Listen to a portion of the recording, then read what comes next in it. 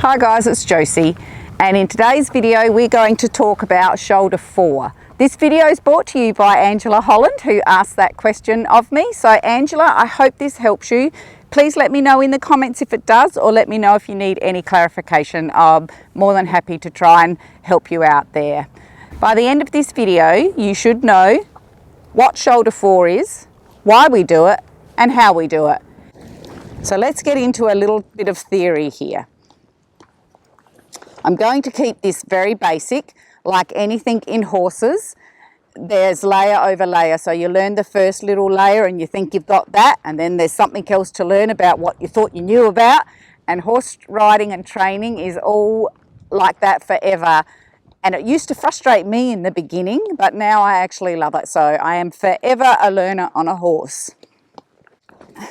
By nature, horses carry more weight on their forehand than they do on their hind quarter.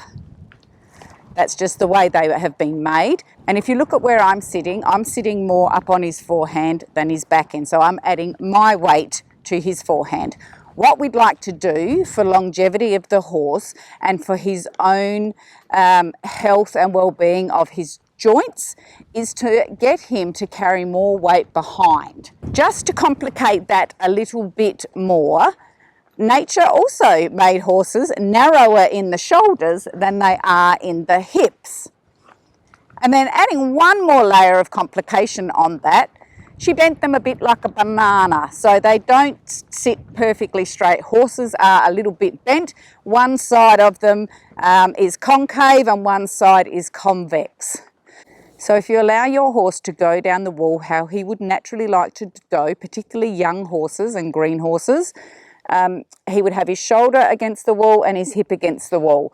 And because he's that wedge shape that we talked about, a wedge shape, so narrower at the shoulders than the hips, that means, as you can see, his right hind leg here is stepping out. So when he steps forward, that hind leg steps out away a little bit from his body mass, certainly not as close as his left hind leg would, which would be stepping underneath and taking the weight. This one tends to be able to step out and not carry so much weight. So the aim of shoulder fore is to help the horse learn to bring his hind leg, which will be his inside hind leg, because that depends on the bend, underneath towards his center of gravity and carry more weight. So what we're looking to do is put that inside hind leg between the front feet, so it's tracking, not literally between them, but so it moves towards them and into the space between them. So it's done on 3 tracks. So there is the inside foreleg, the inside hind leg between the 2 forelegs, and then the outside legs should be on a nice straight line. This brings the hind legs closer together. In doing that, this hind leg that's coming in underneath the body has to bend more through the hock and step in and take a little bit more weight. So your horse needs to be able to do a leg yield before he can do a shoulder fore, and he needs to be able to do a turn on the forehand before he can probably do a leg yield. I've done videos for them, so please go and look for them. They're the ones that your horse, that's the building blocks as you go along to build your horse up. So the aids for shoulder fore: inside rein asks for flexion, outside rein keeps the neck so it doesn't overbend. It also helps direct the horse down the long side if you're doing shoulder fore on a straight line. Inside leg of the rider gets the inside hind leg to step between the 2 front legs, and it also keeps with your forward momentum, and the outside leg tries to guard the outside hind leg from stepping out. So I've got my flexion and my bend, and I need his height. There we go, there we go, there we go. There we go. You can see Spider's outside hind leg does step out occasionally. So when you're doing this with a really young green horse, 1 or 2 steps in the direction you want is good enough. It doesn't matter if it's not perfect. You just need to praise the horse for any attempt to do what you want, because we all have to start somewhere.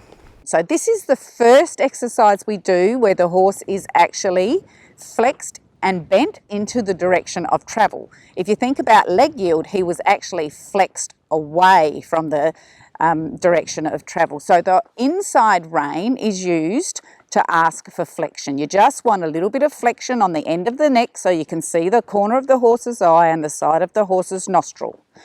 The outside rein's job is to actually limit the amount of neck bend because we don't want a lot of neck bend. And the bend we require from the horse is about the bend on a 20-metre circle, so it's not much.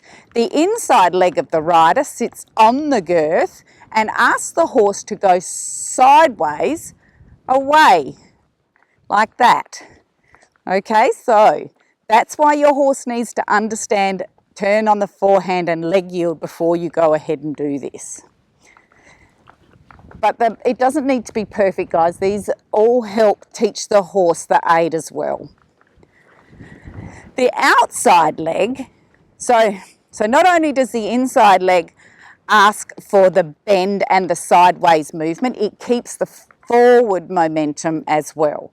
The outside leg guards the outside hind leg from actually stepping out as well and then turning it more into a leg yield than a shoulder fore, losing the bend.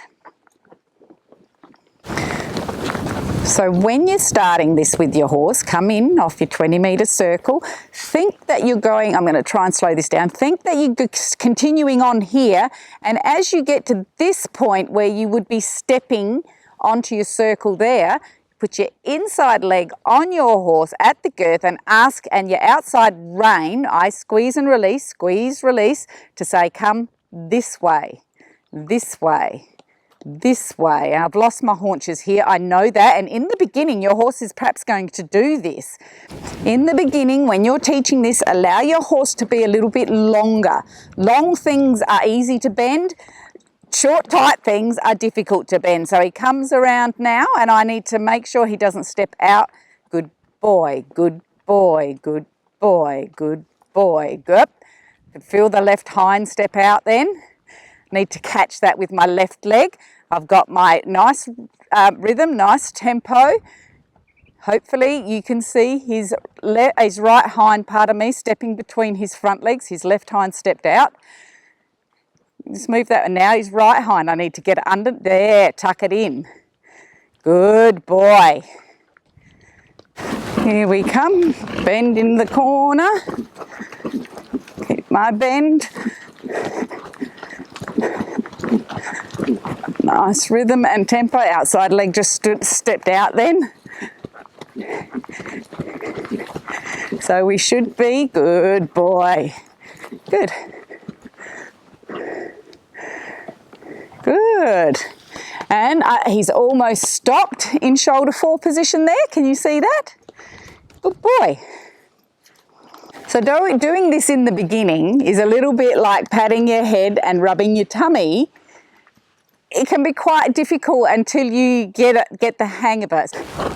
So let's have a look at it correctly again. So come here, as I get to the step he's about to take off the circle around that way, inside, whoops, inside leg, inside leg, inside leg, and I want to point out what I've got going wrong here, okay? So how many tracks have I got? I've got 4. I've got inside front, inside hind, outside front, outside hind. That is not shoulder fore. He needs these two to be on the same track. So we'll try that again. So you need to use less aids than you think to get what you want. Whoops, outside, front, hind is stepping out. There we go. There we go. So you can see that his hind legs were stepping a lot closer together then. That is the aim of shoulder fore, to get the hind legs to move a little closer, because then they're stepping underneath the horse's centre of gravity and carrying more weight. So for shoulder fore, you are literally moving the shoulders in front of the haunches. In all dressage movements, we always move the shoulders of the horse in front of the haunches. Just remember, put the shoulders in front of the engine, no matter what you're doing. That's the way it should be done. I hope that helps, and Angela, I hope that gives you a little bit of a guide to how to do shoulder fore. Go out and play with it. You don't learn anything if you don't play with it. Be kind to yourself, be kind to your horse, and thanks for watching.